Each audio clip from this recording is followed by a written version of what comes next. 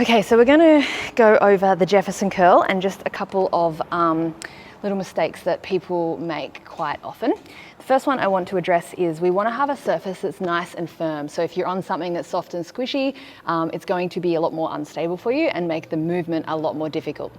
So the next thing we want to address is the actual movement of the Jefferson curl. So a Jefferson curl is targeting hamstring flexibility as well as our spine. So we're trying to articulate our spine one vertebrae at a time.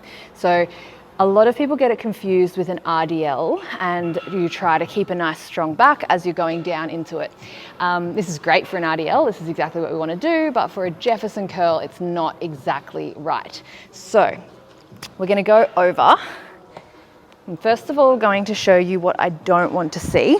So we're on the edge of our box here, knees are locked out. Very common for people to push the butt back, keeping the hamstrings long, but keeping the back straight as well. And then they start to curl and go down as far as they can. What we would like to see instead, starting with the chin, going to tuck the chin. Then round the shoulders, keeping the legs straight. I'm going to keep that butt tucked under, and I'm going to think about rounding and rolling down one vertebrae at a time, going as far as I can.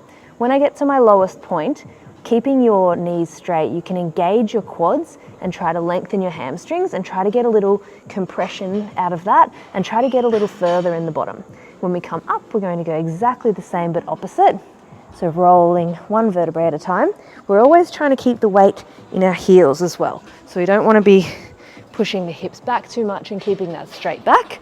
We want to be tucking the chin, rounding the shoulders, rounding one vertebrae at a time, weight in the toes.